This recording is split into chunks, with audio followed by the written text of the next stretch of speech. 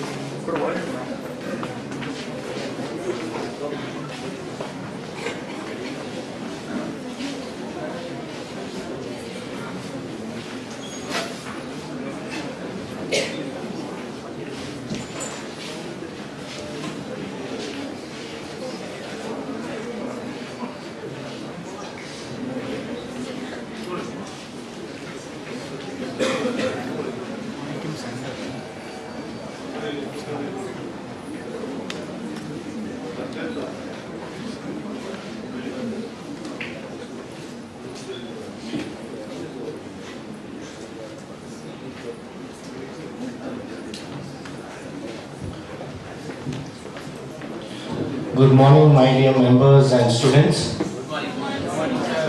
Welcome to the 74th Republic Day celebration. Today, as a chief guest, we have CA Ashok Raghavan sir. I request Chairman of Bangalore branch to escort the chief guest onto the dais and welcome with the floral ceremony.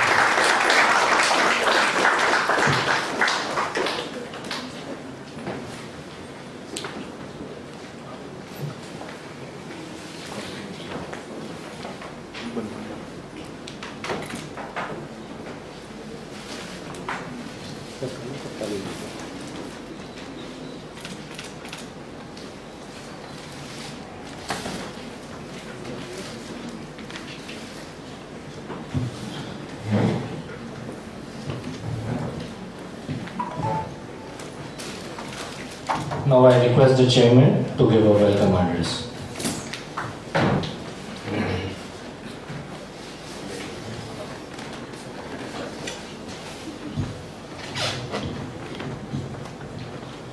Respected Chief guest and past chairman of Bangalore branch, C. Ashok Raghavan sir, Secretary Pramod, colleagues in the managing committee of Bangalore branch of ICA, members and my dear students. Happy morning to you all. I wish you all a very happy 74th Republic Day. You all know what is the reason we have this Republic Day, why we conduct and all. But still, this is a day, the Constitution of India, from British Raj to our own Constitution, has been implemented on this day, January 26, 1950. Till that time, and this is the Constitution, very short period, they made it under the leadership of Dr. B.R. Ambedkar. We should gratitude to Dr. Ambedkar and his team. Till that time we were following what are the laws laid by the British government. When we got independence, there are 542 princely states. When Sardar Vallabhbhai Patel asked to join, all small kingdoms and states, princely states joined, except two. One is from Hyderabad and another from UP. But they were not agreed to join India. Then Sardar Vallabhbhai Patel, using his force, made them to join, united in the Indian nation, and it has become a history. In commemoration of that day, we are all celebrating Republic Day year on year. And this is the day the President of India will take guard from all the three defense forces, and it's a treat to see Republic Day parade. This is a day our defense strength will be exhibited on the Republic Day. March past, everything will happen, parade will happen, and our culture of India will be showcased to the world. What is the strength of India in defense and culture? It will be showcased on this day. It's a royal treat to see. If not, you can see in live, you can see later also. It's good to watch.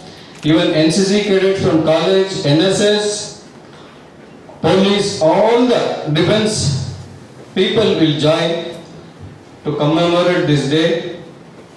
It's a good to watch. And first of all, I congratulate you all taken the CA course as your career. See to that you all qualified with the colorful results, and keep the flag of India very high. Wherever you work in India or abroad, maintain that integrity, independence, and excel in our chosen fields, and bring a good name to India, because as I will be repeatedly saying that the next 100 years of the accounting board ruled by the India, that is the best example, because we have a youth, people and knowledgeable people, and across the globe people are planning to set up their business in India. It can show what is the strength of India. Now we have 3 trillion economy. Going forward, we will be going to achieve 5 trillion and more than that. And you can imagine what is the scope for chartered accountants and their profession. Whether you come to practice or in industry, or you can choose any of the public service like IAS, IPS. Even if you do, definitely you will be having an ample opportunity. Sky is the limit. Work hard and clear your CA at the earliest. With this, once again, I will welcome you for this Republic Day celebration. Over to MC.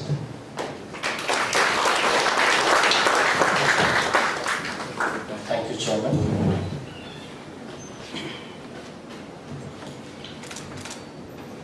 I would like to take the privilege in introducing today's chief guest, who is who is a partner of NCS Raghavan & Co. Chartered Accountants, and Chowdhury and Narayan Chartered Accountants, Bangalore. He is practicing as Chartered Accountant since 1993. His areas of specialization include income tax, company law, Foreign Exchange Management Act, property laws, documentation of various agreements including foreign collaboration agreements. His academic achievements includes he's participated in various seminars, workshops organized by various bodies as an organizer, chairman, speaker and paper writer. He has written several articles on income tax, companies law and auditing which have been published by various organizations and displayed in the professional websites as well. He has authored the book on tax audit published by the SIRC of the Institute of Chartered Accountants of India. He has held various positions, including he was also the past chairman of his Bangalore branch in the year 2001 and 2002. During his chairmanship, the Bangalore branch was adjudged as the best branch of SIC and was also given an excellent performance certificate by ICAI New Delhi. He was also the member of the Professional Development Committee of the Institute of Chartered Accountants of India in 2006-2007. He was also the member of Accounting Standard for the local bodies of ICAI New Delhi for the year 2009 and 10. He was the member of Legal Committee of the Board of Control of Cricket (BCCI) for the year 2009 and 10. He was earlier the Vice Chairman, Secretary and Treasurer of the Bangalore branch of SIC of the Institute of Chartered Accountants of India. He was also the Secretary of Southern India Chartered Accountants Students Association of Bangalore branch. He was also the Managing Committee of the Karnataka State Cricket Association during the term 2007 and 2010, and also the members of the Managing Committee of the said association during the period 2013 to 2019. He was also the member of International Trade Committee and Energy Committee, Central and State Taxes Committee, Federation of Karnataka Chambers of Commerce and Industry. He was also the Managing Committee of the Bangalore Turf Club as a government nominee for the year 2007 and 8. He was member of the Information Technology Committee, SIC of ICAI. He was the director of the Youth Service of the Rotary Club Bangalore, RTNW. He has participated in various seminars, workshops and conferences as an organizer, speaker, chairman and paper writer. He is also the trustee of Sri Bhairaveshwara Educational and Charitable Trust, carrying out the services of education and for underprivileged children studying in government schools in the rural taluk of Pandavpura in Mandya district. With this brief introduction, I would like to welcome you again, sir.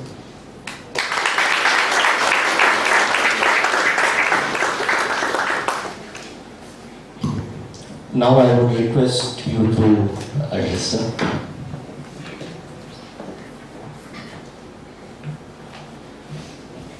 Good morning, one and all. Bolo Bharat Mata Ki Jai. Bolo Bharat Mata Ki Jai. Bolo Bharat Mata Ki Jai. First of all, I am glad to see at least so many students sitting for this type of small function, because generally the tendency is to only attend technical sessions, etc. Even when I was chairman, we used to force students to somehow keep them here for these Independence Day and Republic Day. But believe me, I'll hardly take about 5 or 7 minutes. This is a day which I will cherish for the rest of my life, because this is the first time I've been bestowed with the honor of unfurling the national flag on the 74th Republic Day. I thank our chairman Srinivas, who I already wish a happy retired life from chairmanship. I thank Divya, who is the incoming chairman, and a happy married life to the Bangalore branch. Of course, Pramod Hegde, the young and enthusiastic secretaries here. I met Manjunatha, who is the treasurer. Kavita is the Sikasa chairman. I remember I was the secretary of Sikasa, and later on the person who was the chairman of my student committee became my secretary when I became the chairman of the Bangalore branch. We changed roles. So, once again, very glad to address all of you this morning. It's been literally 2 decades, 21 years since I was chairman of this Bangalore branch. I cannot even believe it. It seems like yesterday to me. 2001, 2002. So, it's a long, long time. But this place was the only building we had that time. We didn't have Racecourse Road, we didn't have your other centers. We were in a small building in Lal Bagh Road. Then we shifted here. This S. Narayanan Hall, which is named, is after my own uncle. S. Janardhan Hall in the first floor is after my own uncle. Our family had contributed quite a lot to this building when it was being constructed. And that time it was the need of the hour. We needed some facility for our students to study. The Lal Bagh Fort Road was so cramped. So then, luckily, through the good offices of certain influential members, we prevailed upon the government of Karnataka to give us this land, and from that, we have only become stronger and stronger. Of course, now we have various centers, and nowadays you have all this online education, so the whole thing is changed completely. Now, let's come to why I am here today. Today is the 74th Republic Day. What is the essential difference between the Republic Day and Independence Day? It was some interesting reading I did. I also read for the particular day's topic, obviously, otherwise we are all so involved with the rigmarole of our daily lives, we tend to miss out on some important nuances of what we need to know. See, today I have actually unfurled the national flag. I have not hoisted the national flag. The very big difference between hoisting the national flag and unfurling the national flag. In fact, even the institute invitation said Ashoka Raghavan passed on and hoisting the national flag. No, I am only unfurling the national flag. We hoist the national flag only on Independence Day. We unfurl the national flag on Republic Day. This is an essential difference because the concept was we, extricate ourselves from the colonial rule on 15th August 1947. Therefore, we hoisted the flag. But here we adopted the constitution, so the flag was already there. So we just unfurled the flag to tell the whole world that this is the day we became a republic. Second, on the Independence Day, it's the Prime Minister who hoists the flag on the ramparts of the Red Fort, whereas on Republic Day, it's the President who unfurls the national flag on the, now it is called, Kartavya Path.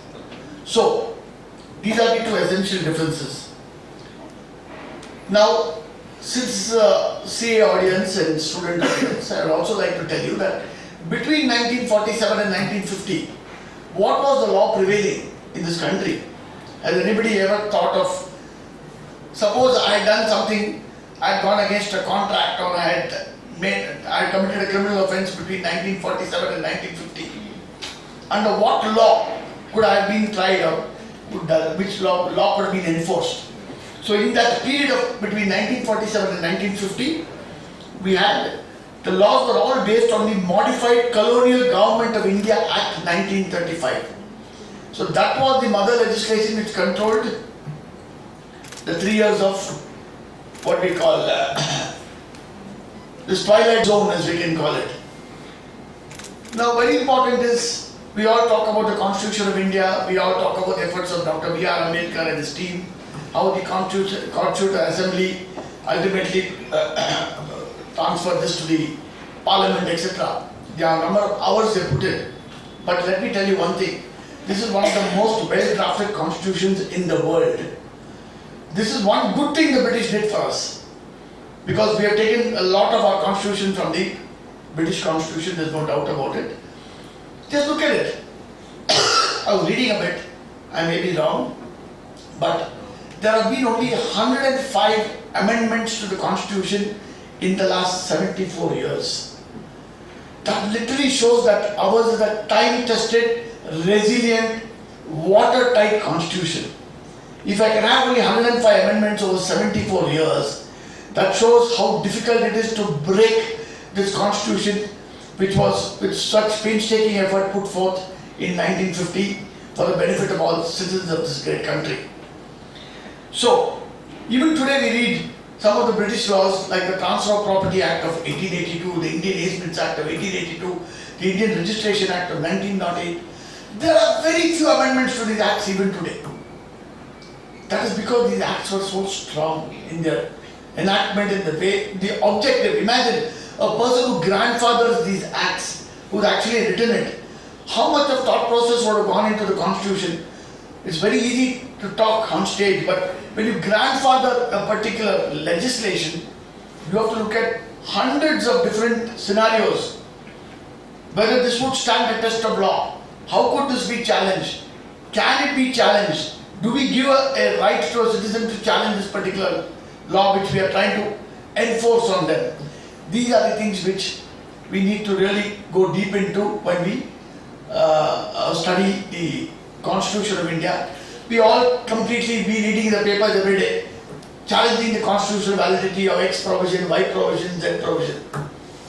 Why does a person challenge the constitutional validity? The law simply says, if you look at it in a very rudimentary way, it says you can challenge the constitutional validity when it infringes your fundamental rights. When the legislation is outside the competence of the authority that founded it, and when the legislation is repugnant to the constitutional provisions. These are the three broad parameters in which you can challenge the constitutional validity. How many times has the challenge of constitutional validity been upheld by the courts? Very sparingly.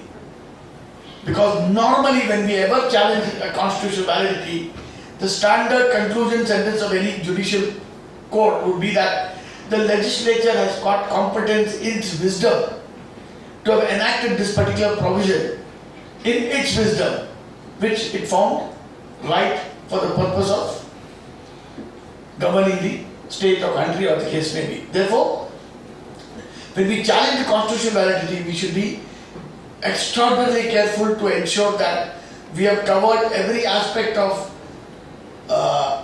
why this particular new enactment which has been promulgated either by the president or the governor is liable to be challenged. So these are the another aspect which I just want to dwell upon. Then the amendment to the constitution happens in three ways. There's a group of what do we call legislations which can be amended by the simple majority of parliament. There's a group which can be amended by a special majority of parliament. There's a group which can be amended by a special majority of parliament coupled with the ratification of at least half of the state legislatures, like the GST legislation, if you remember. So these are the three broad groups. So it depends on which particular group we fall in when we go on to amend the Constitution of India. Now, let me look at, having talked so much about the Constitution, because today the most relevant day to talk about the Constitution is that where are we today as a country, as a nation? Have we progressed or have we digressed? Do we look forward to being a citizen of this country? Do we really take pride in the fact that we are citizens of this country? These are the things which we all have to ask ourselves more than anybody else. I am a proud Indian, and I think all of you are proud Indians. And please remain so till your last breath. Because the moment you start talking low about your own country, it is the worst thing you can do to anybody. I have so many NRI friends, the moment they talk something bad about this country, I just tend to tear them apart, not for any reason. I tell them that it's very easy to talk, but developing this country with 140 crore population is not a joke. Be proud that we have vaccinated 120 crore people in this country. How many countries in the world could have vaccinated more than 50 lakh people? We have vaccinated 120 crore people. We have developed herd immunity. Our citizens have the resilience, they have the tenacity to withstand any epidemic, any pandemic. Yes, we have all lost a few near and dear ones. But we are probably the only nation which has bounced back as fast as possible from this effect of COVID-19. So be proud of all this when you talk about our country wherever you are. Second thing is, as far as your CA is concerned and your, like Srinivas was saying, he's very glad all of you have chosen this course. We all used to joke those days, CA means come again. May, November, May, November, May, November. Right? We all used to keep saying that there was a person who was passing by a church and he had written 14 attempts of CA intermediate at the time, and they had put there outside the church, Jesus never fails. He went and scribbled in anger, let him try CA. So we have all seen and heard about how many hours of study you have to put in to finish your course, what is the pass percentage, and all these thoughts. But believe me, the students have passed out my office. I think my office from 1961 in Bangalore, when my father founded it, have produced more than 900 CAs in Bangalore alone. Right? Including me. I may be an aberration to the good ones produced by our office, but still, some of them have become stalwarts. But the fact remains that people scare you that this is the only way that you can pass CA. You have to serve food through the window, don't allow the child to get out, he will. It's all, this is absolute. I found that people who have the hunger somehow still clear their course. I have so many students who came in from Bishop Cotton's, Joseph's, like I have studied, the best convents of those days, who have not cleared CA. But I've got people who come from rural Andhra Pradesh, rural Karnataka, who come with not even a sentence of proper, unable to do a proper sentence of English construction when they come into my office, and they finish CA the fastest because they have the hunger. They have the hunger to come up in life. I'm not saying anything otherwise about the city students, but all of you have to have that hunger. If you have that hunger, who asked you after 7 or 8 attempts, how many attempts you took to finish a CA? It is your CA which is important. End of the day, you need to clear this exam. And even if you do not clear, please do not get despondent, because every day I get a client asking me for a fully qualified CA, or more importantly a semi-qualified CA, because they can afford it and he will not vanish after 6 months to somebody else. So the market for semi-qualified CAs is also huge. You start off with a package of 60 to 75,000 on a semi-qualified CA. For a fresher, it's a lakh and a half, 2 lakhs, depends on the type of organization which is taking you in. So the cause is not lost just because you're not able to finish your CA. That's another point which I want to highlight. Last but not the least, I'm very happy and proud that I belong to a pre-computer generation. I learned the reading of my laws, I learned the writing of my laws by studying the hard-bound texts. I did not go and borrow my knowledge from Google or the hundreds of websites which pour knowledge on you today. My father was one of the doyens of the profession who practiced 57 years, died at the age of 85. It was shocking. Even on the day when he fell in the toilet, 2 days later he passed away. He was writing an article at the age of 85 on the impact of GST on real estate. When people came to see him pay his last respects, they found his specs, his pen, and he's been writing about that at 1:30 in the night at the age of 85. And he used to go through the bare act. He used to say, do not go and get borrowed knowledge. You have to read the act from its basics, dissect it, bisect it, trisect it, and then understand one sentence. So me and my twin brother, who's an advocate, who looks like me, walks like me, talks like me, we both used to take dictation every day in turns. One day him and one day me. Because my father was famous for documentation. So we used to tremble when he got to college in the night, because we wanted to go out and enjoy ourselves. But he said, no, both of you take turns. So we learned writing. For example, he authored a book called Income Tax Made Simple in the year 1989 for the Chamber of Commerce. That time we had only one DTP press in Bangalore. So we used to write the section 1, section 2, section 3 in hand, run to the press in Malleshwaram, type the whole night, come back in the morning, get it corrected by him, again go back for section 2. Entire 298 sections we wrote by hand. So that is the learning process we had.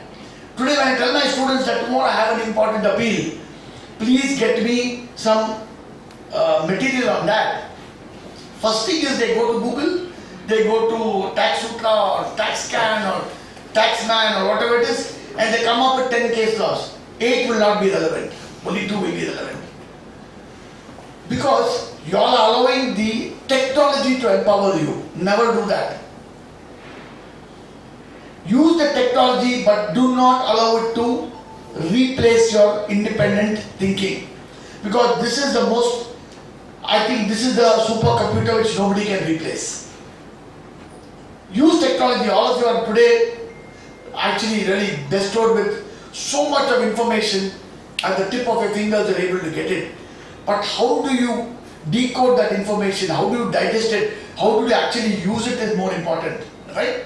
It's very easy to get information, very difficult to actually use it.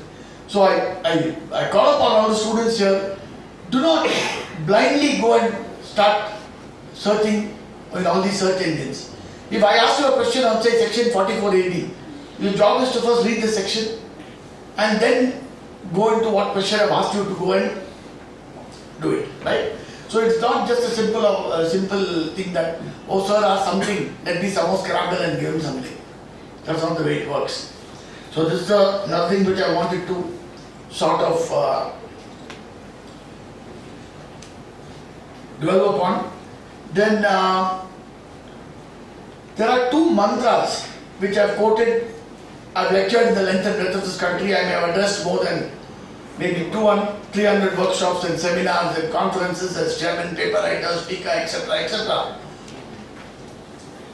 There are 2 mantras which all of you should remember, either as professionals or as budding professionals, that success is a journey, not a destination. So, the moment you think you're successful, that's the end of your success. Till the last breath, you have to strive for success. So it's a journey, it is never a destination. That is one. Second thing is, if you do profession today the way you did it yesterday, you will not be in profession tomorrow. You have to evolve with the times. You cannot sit and do the profession the same way you are doing all these days. So if you do profession today the way you did it yesterday, you will not be in profession tomorrow. You guys have to innovate. You have to get into new practices which are developing on a daily basis. You know, every day there's a new legislation, every day there's a new tool, every day there's a new user-friendly software which comes in. So there's a lot for you all to actually fall back upon and progress. So,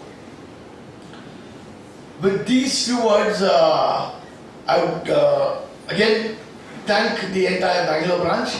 And I also want to mention one last thing. I find today that the people who want to come and serve the society, be it the Bangalore branch, be it the Karnataka State Chartered Accountants Association, are few and far between. In our days, we used to fight to get elected to this branch. It used to be a mela, we used to have like a huge election. But nowadays, I find our people requesting, please come and serve the branch. I said, Divya is getting married for 1 year to the Bangalore branch. It's a truth. It's a huge responsibility. But she's elected to do it. How many of y'all want to do that? How many of y'all participate in student union activities? SICA's activities? Becoming a chairman is just not something on your resume for the rest of your life. Becoming a chairman is with the intention to serve the members for at least 1 full year. So I call upon each. See, I've been part of enough honorary jobs to last this lifetime. I think in my resume they read out. I've been part of the Cricket Association for 10 years. I went to the BCCI. I was the legal committee of BCCI with stalwarts. Then I've spent a lot of so many things doing honorary jobs. Me and my brother run a trust called Bala Bhaireshwara Educational and Charitable Trust. We are educating, believe me, 80% of our own money, 5,000 government children in the rural district of Bangapura every year. We are adopting, today we started with 1 school, we are adopting 43 schools today. Nobody, in fact, when we go for the functions there, they ask my twin brother, who's actually spearheading that, you are a Tamilian, your father was from Karur in Tamil Nadu, what told you to come and do something in Pandapura? He said, I don't believe I am a Tamilian or a Kannadiga or whatever it is. God had destined that I had to come and serve this particular place at this particular time. He had a person who was a surveyor of land records because he's a real estate documentation, one of the famous advocates in Bangalore.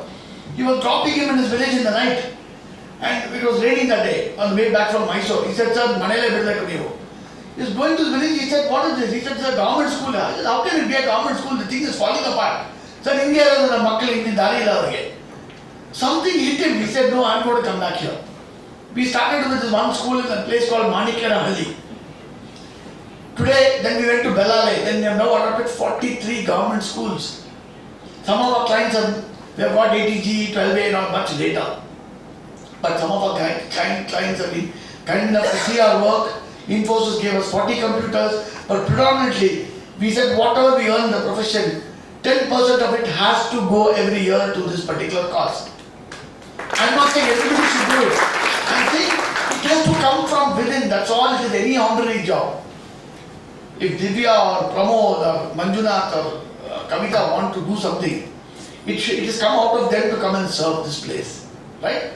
I know how much of, when I was, how many years into marriage? 7 years into marriage when I became a chairman. My wife used to tell me, "What is this 24 hours morning institute, evening institute, morning institute, evening institute?" I told her, "Yes, this 1 year I'm married to the institute." I think Divya has to tell her to husband right up front. Yeah. So you do a lot of sacrifices, but believe me, this is a stage where you have learnt everything. Right from organization skills to public speaking. The confidence, what Srinivas had 5 years back, he must have been a transformed individual by now. Right? You come to the stage and you start speaking and you encounter so many different personalities, you need to introduce people, you need to sometimes placate their egos, you need to do man management. It's actually a huge thing. I call upon each of you all to please contribute to society whichever way you want. Then do not have the jargons actually do it and show. Swachh Bharat, our Honorable Prime Minister declared in 2014. Right? One day my driver is here somewhere, I think, where is he? I don't know. We were going in the car from Windsor Manor. I was sitting in the aisle seat. Suddenly I saw this car, BMW in front. There was a kid who was throwing chocolate papers throughout from the back, from Windsor Manor Circle till Hebbal. I chased that car because my house is also in the same direction, of course. I told my driver, "Get that car." He said, "Why sir, why sir?" He said, "Go." Finally we managed to get them near Hebbal. So I crossed and I just waved at them, stop. They thought tire was punctured or something, they immediately stopped. Went politely and said, "Can you open the thing?" And a couple were in front and this kid was in the back. So I said, "Can I interrupt you for a minute?" They said, "Yeah, tell me what the problem is." So the problem is your kid has been throwing chocolate wrappers right from Windsor Manor Circle till here. And you educated people, you have a BMW, and you all criticize the government, the corporator, ಏನು ಸರಿ maintain ಮಾಡಲ್ಲ, ನಾವು ಯಾಕೆ tax ಕಟ್ಟಬೇಕು, tax ಕಟ್ಟಿದ್ದಿಂದ ಏನು ಬಂತು, all this nonsense you people talk, and this is the way you educate. Don't talk like my daughter doesn't behave like. I have the video ready. Then you know what they told me, "Sir, never in our life we'll do it again." This is what you let them admonish you, don't care a damn. If somebody is doing these things, you can't expect just Prime Minister may say some slogan and go. He cannot sit and micromanage these things. If you see these things anywhere, walk up to them and tell them, "Please don't do it, it's your country after all." Right? You have to make it palatable for everybody to live in.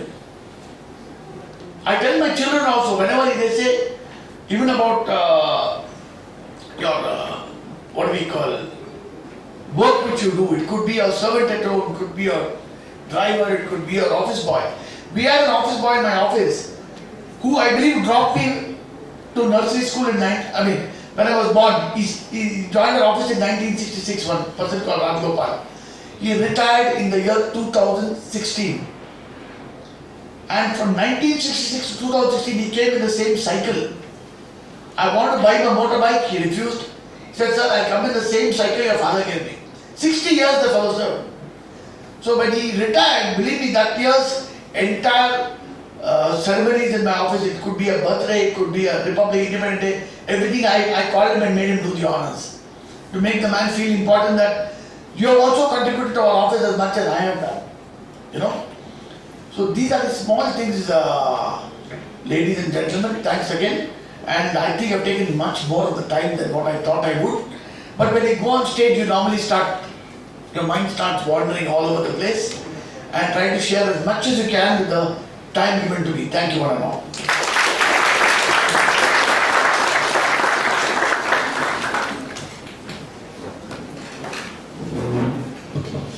Thank you for the motivational and the inspirational words, sir. Of course, that was much needed of the hour. Also, coincidentally, sir, we have a small event. We are distributing scholarship to the needy and merit-based students. So also we did hear about the contribution of your family for the students and your contribution for the students. So we are fortunate that you are here to distribute the checks to the needy students. I request the committee members of the Bangalore branch to come up on the dais and the dignitaries on the dais to come forward so that we can distribute the checks.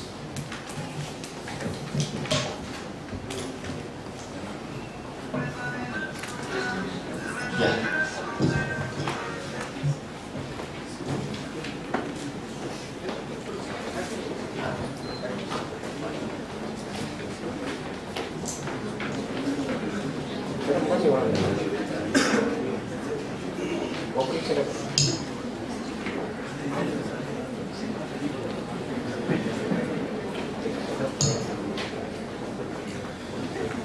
So I'll be calling out the names so that you guys can come one by one and probably come up on the dais. So I request the dignitaries to come forward.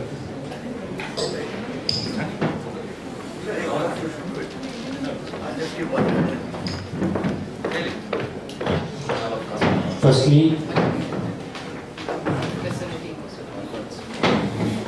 DP Kirani, then Aditya Kumbar, so that they can form a line so that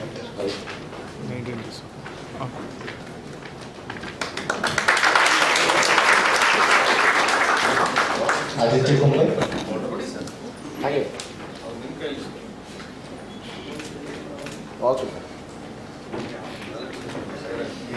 Anil Kumar,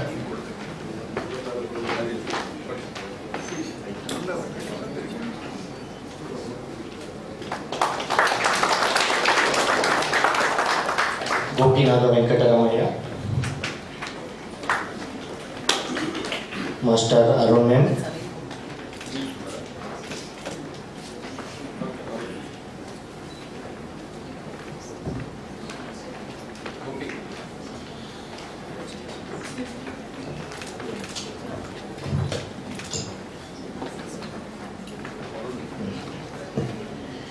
Basavaraja,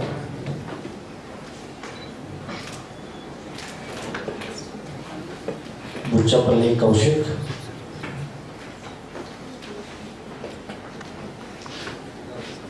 Bharatam Ramsi,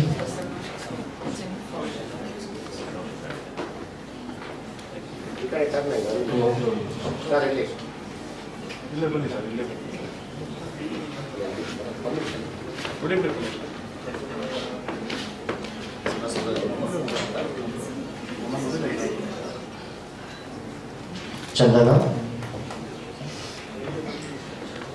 Kumara Chinmay Subramanya,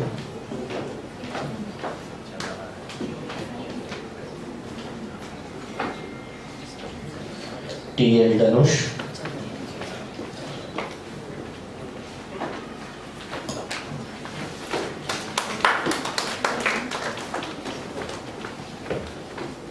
Dilip Kumar, Dilip C,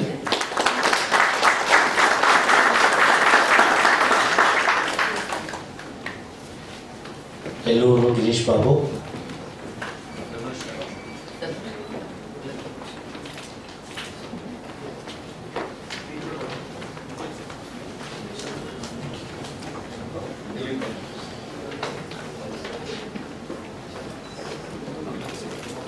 Harish Kumar Ane,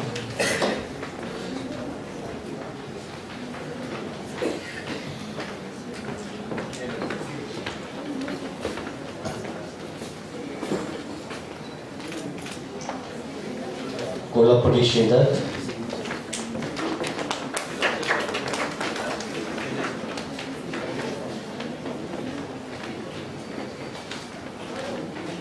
Gutta Sarvani,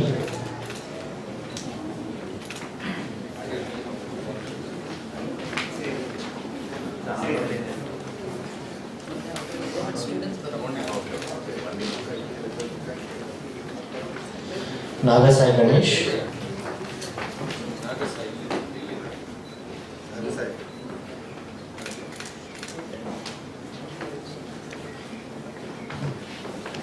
Joshita, Kalyan Kumar,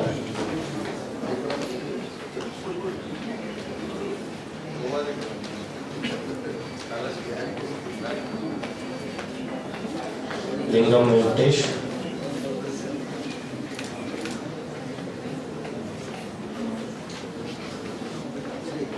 Lakshminath Diyar,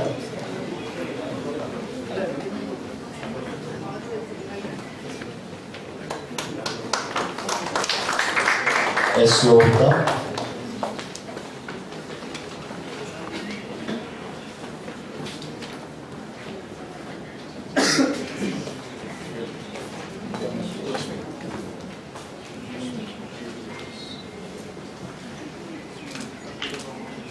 Dharmika,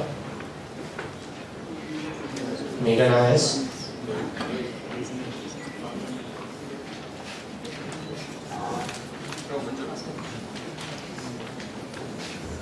Monica, What's your name? What's your name? Mega. Yes.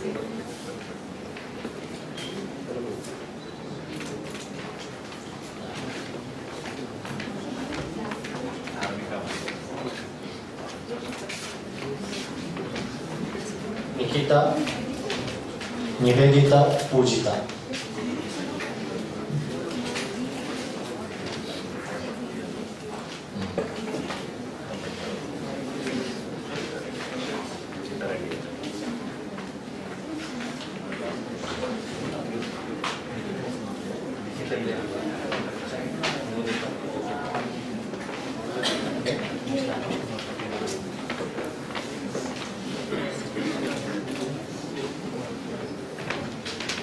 Ratnala Anusha, Rishabh Oswal,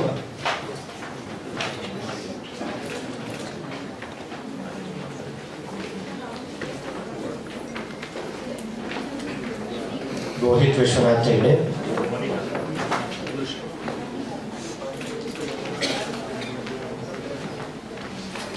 Pamarti Rupa,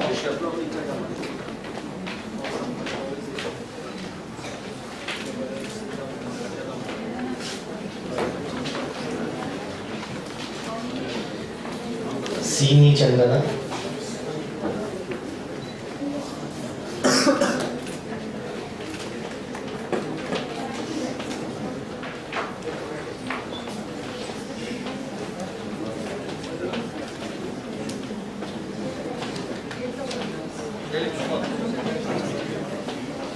Sharan Advai,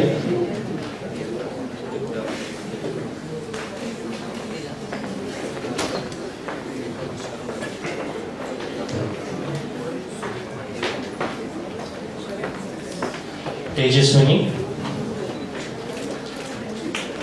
Sai Pawan Kumar,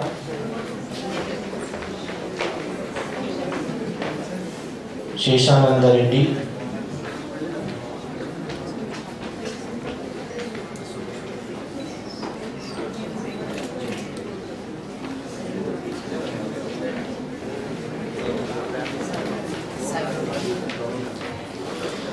Venkatesh A, Vikas Sarjan, yes, Yashashwini.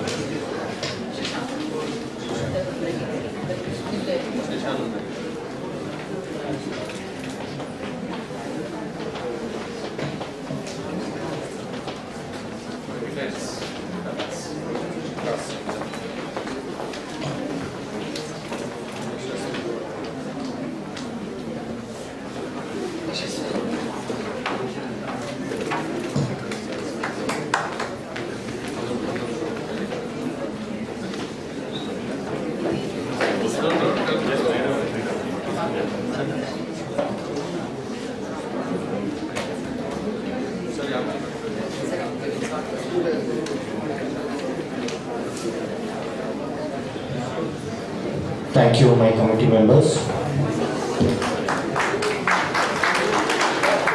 In case any of the name is missed out, you can probably take it there. People who were not marked as well.